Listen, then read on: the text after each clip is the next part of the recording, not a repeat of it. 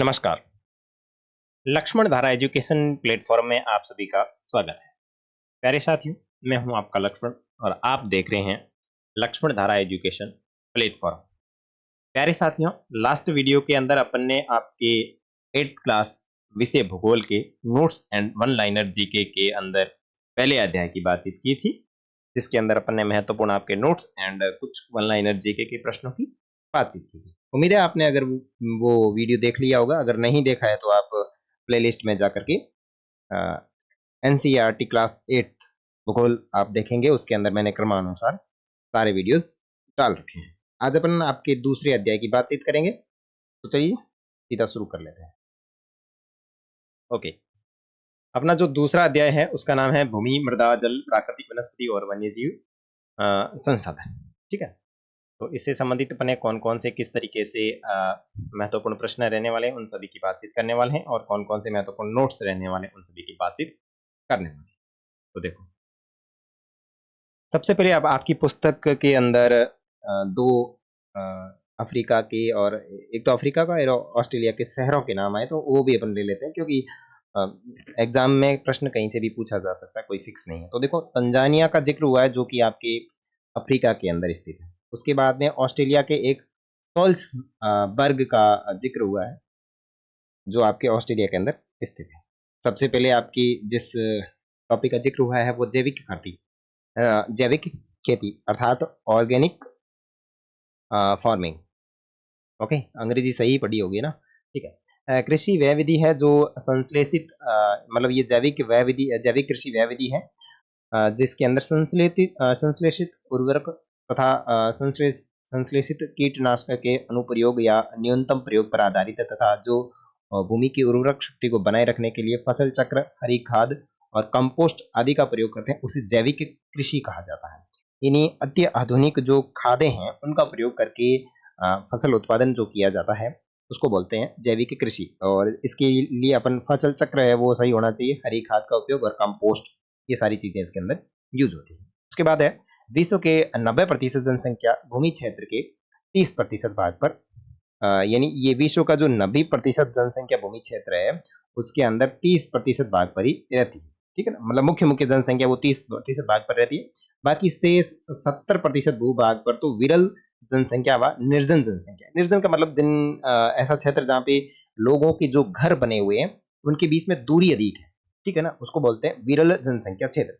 तो मान लो जो 90% क्षेत्र है जहाँ पे जनसंख्या निवास करती है उसका अगर 100% माने तो उसमें 30% पर तो जनसंख्या का निवास अधिक है, यानी सघन जनसंख्या है, और 70% वह क्षेत्र है जहाँ पे विरल जनसंख्या पाई जाती है। समझ में आ गया होगा आपको? नेक्स्ट, मुख्यतः भूमि को जलवायु, अब मुख्यतः जो आपकी भूमि है, इस भूमि और भूमि और जलवायु के विभिन्न लक्षणों के कारण विश्व के विभिन्न भागों में जनसंख्या का वितरण असमान। अब जनसंख्या का वितरण असमान होने के पीछे कारण क्या है? पहला तो कारण है, एक तो भूमि और आपकी जलवायु के लक्षण है वो सभी जगह अलग अलग है। कहने का तात्पर्य ये हुआ कि कहीं पे गर्मी अधिक है, कहीं पे ठंडक है, ठीक है, कहीं पे रहने योग्य वातावरण है लेकिन कहीं पे रहने योग्य वातावरण नहीं है।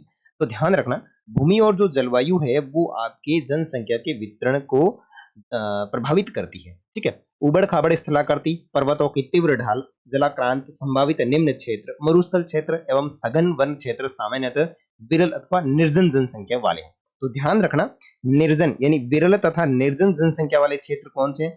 पहला हो गया आपका उबड़ खाबड़ स्थलाकृति, दूसरा आपका हो गया पर्वतों की तीव्र ढाल, यानी पर्वतों की तीव्र ढाल के अंदर कोई भी अपना घर है वो नहीं बना सकता। उसके बाद में जलाक्रांत संभावित निम्न क्षेत्र, यानी जहां पे बाढ़ वगैरह आने वाले क्षेत्र होते हैं वो वाला।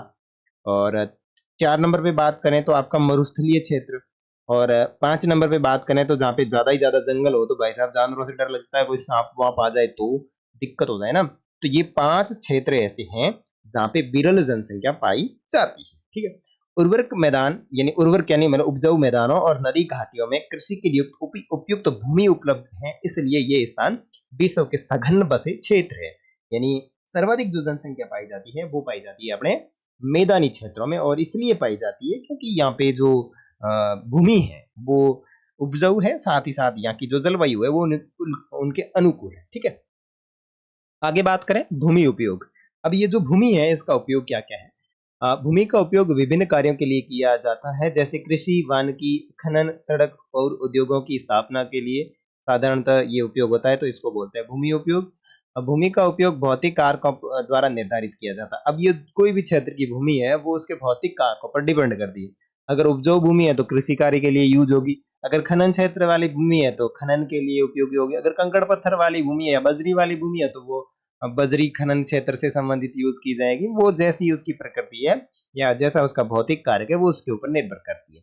जैसे स्थलाकृति मृदा, जलवायु, खनिज, जल की उपलब्धता, मानवीय कारक जैसे जनसंख्या और प्रौद्योगिकी भी भूमि के उपयोग प्रतिरूप महत्वपूर्ण निर्धारक कारक है। देखो, भूमि की स्थलाकृति, भूमि की मृदा, भूमि की जलवायु, भूमि का खनिज और भूमि की जल उपलब्धता और भूमि के ऊपर मानवीय कारक जो है, ये भी भूमि के प्रमुख उसके उपयोग लेने के कारक है। भाई देखो, अगर स्थलाकृति है, स्थलाकृति का मतलब है कि अगर कोई पहाड़ी वाला क्षेत्र है, तो वहां से लोग क्या करेंगे, पत्थर निकालने का कार्य करेंगे। मृदा अगर अच्छी है, तो कृषि कार्य होगा। अगर मृदा आपकी ईंटें बनाने योग्य है, तो ईंटों से संबंधित वहां पे उसका उपयोग शुरू हो जाएगा। जलवायु वहां पे अच्छी है, तो वहां पे कोई टूरिज्म स्पॉट्स तैयार किया जा सकता है। जैसे कि पश्चिमी राजस्थान के जैसलमेर की जलवायु पहले उपयुक्त नहीं मानी जाती थी, लेकिन प्रौद्योगिकी और टेक्नोलॉजी के दिमाग, अभी वर्तमान दिमाग ने उसको टूरिज्म के लिए काफी बढ़ावा दिया है। तो ये तरीका होता है उस चीज को उपयोगी बनाने के लिए। फिर अगर खनिज की दृष्टि से बात करें, फिर जल की उपलब्धता की दृष्टि से बात करें, तो ये महत्वपूर्ण कारक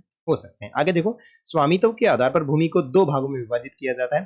पहला जो है वो है आपकी निजी भूमि, दूसरा जो है वो सामुदायिक भूमि। ठीक है, निजी भूमि जो होती है वो व्यक्तियों के स्वामित्व में होती है। ठीक है ना, निजी भूमि जो है वो व्यक्तियों के स्वामित्व वाली होती है, जबकि सामुदायिक भूमि जो होती है वो समुदाय के स्वामित्व में होती है। देखो, निजी भूमि तो पर्टिकुलर व्यक्ति विशेष से संबंधित होती है, और सामुदायिक भूमि की बात करें तो समुदाय विशेष से संबंधित होती है। सामान्य रूप से इसका उपयोग समुदाय से संबंधित व्यक्तियों के लिए किया जाता है, यानी सामुदायिक भूमि का जो होता है वो समुदाय के लिए होता है, और इसके अंदर चारा है, फल है, नट या फिर औषधि बूटियों का एकत्रित किया जाता है। और इसे, ये जो सामुदायिक भूमि होती है, इसी को कहा जाता है साझा संपत्ति संसाधन। तो अपन ने देखा कि जो भूमि होती है उसको उपयोगिता के आधार पर, सॉरी, स्वामित्व के आधार पर दो भागों में विभाजित किया जाता है। किसके आधार पर? स्वामित्व का मतलब होता है हक। ठीक है ना, हक के आधार पर दो भागों में विभाजित किया जाता है। पहली है निजी भूमि, दूसरी है सामुदायिक भूमि। ठीक है, निजी तो आप समझ लो कि पर्टिकुलर व्यक्ति विशेष से संबंधित होती है, और सामुदायिक का मतलब होता है कि समुदाय विशेष का उसके ऊपर हक हो। और जो सामुदायिक भूमि होती है, इसी को कहा जाता है साझा संपत्ति संसाधन।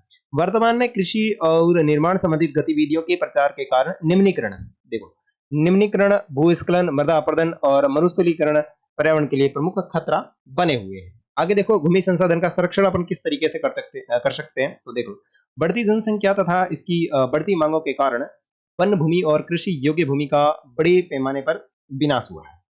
वनरोपण, भूमि उद्धार, रासायनिक कीटनाशक और उर्वरकों के विनियमित उपयोग तथा अतिचारण पर रोक आदि भूमि संरक्षण के लिए प्रयुक्त कुछ सामान्य तरीके हैं। देखो, पहली बात तो है कि बढ़ती जनसंख्या पर थोड़ा काबू करना चाहिए अपने को, और उसके बाद में वन रोपने चाहिए, भूमि में थोड़ा बहुत तकनीकी सुधार करना चाहिए। रासायनिक जो कीट है और ये जो उर्वरक है, उनका उपयोग थोड़ा सिस्टमेटिक तरीके से करना चाहिए। अतिसारण, ये जो आपका अतिचारण होता है पशुओं को, जैसे ही पेड़ पौधे उग गए तो वो पशु उनको खा लेते हैं, थोड़ा उनके ऊपर भी कंट्रोल होना चाहिए। तो ऐसे बहुत सारे कारक हैं जिनके ऊपर अपन करके अपन भूमि का संरक्षण कर सकते हैं। उसके बाद में भूस्खलन है, यानी ये भूस्खलन होता क्या है? तो भूस्खलन को सामान्य रूप से शेल, मलबा या ढाल से गिरने वाली मिट्टी के वृहत संचलन के रूप में परिभाषित किया जाता है। प्राय भूकंप, बाढ़ और ज्वालामुखी के साथ घटित होते हैं, और लंबे समय तक भारी वर्षा होने से भी भूस्खलन हो सकता है। भूस्खलन का मतलब है पहाड़ से, कोई भी पहाड़ का पार्ट टूट करके नीचे गिर जाना। कोई आपने देखा होगा, कई सारी सड़कें हैं जो पहाड़ के बीचों बीच से निकाली जाती है, पहाड़ को काट कर से।